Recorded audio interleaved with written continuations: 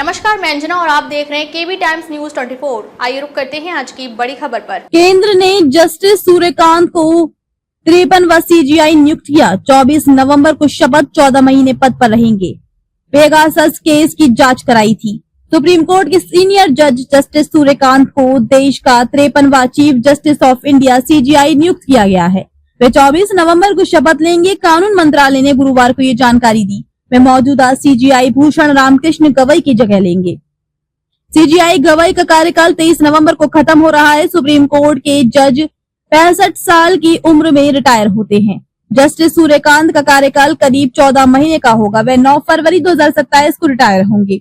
CGI Gavai ने सोमवार को केंद्र सरकार से उनके नाम की सिफारिश की थी।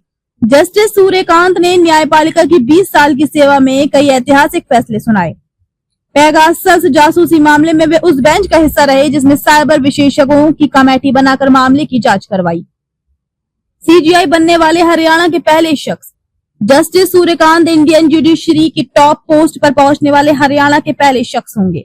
उनके नाम की सिफारिश करते हुए सीजीआई गवई ने कहा कि जस्टिस सूर्यकांत सुप्रीम कोर्ट की कमान संभालने के लिए उपयुक्त और सक्षम है। 10वीं की परीक्षा देने गए तब पहली बार शहर देखा था। जस्टिस सूर्यकांत की हरियाणा की यात्रा हिसार के गुमनाम से गांव पेटवाड़ से शुरू हुई। वे सत्ता के गलियारों से जुड़े विशेषाधिकारों से दूर पले बढ़े।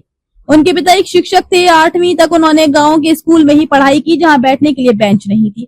दूसरे गांव वालों की तरह जस्टिस सूर्यकांत ने अपने परिवार का पालन पोषण करने के लिए खाली समय में खेतों में काम किया। पहली बार शहर तब देखा जब वे 10वीं की बोर्ड परीक्षा देने हिसार के एक छोटे से कस्बे हांसी गए थे। जस्टिस सूर्यकांत के यादगार फैसले। सुप्रीम कोर्ट के जस्टिस सूर्यकांत कई कॉन्स्टिट्यूशनल बेंच का हिस्सा रहे हैं। अपने कार्यकाल के दौरान वे संवैधानिक, मानवाधिकार और प्रशासनिक कानून से जुड़े मामलों को कवर करने वाले 1000 से ज्यादा फैसलों में शामिल रहे। उनके बड़े फैसलों में आर्टिकल 370 को निरस्त करने के 2023 के फैसले को बरकरार रखना भी शामिल है। पंजाब और हरियाणा हाई कोर्ट की फुल बेंच का हिस्सा थे जिसने 2017 में बलात्कार के मामलों में डेरा प्रमुख गुरमीत राम रहीम को लेकर जेल में हुई हिंसा के बाद डेरा सच्चा सौदा को पूरी तरह से साफ करने का आदेश दिया था।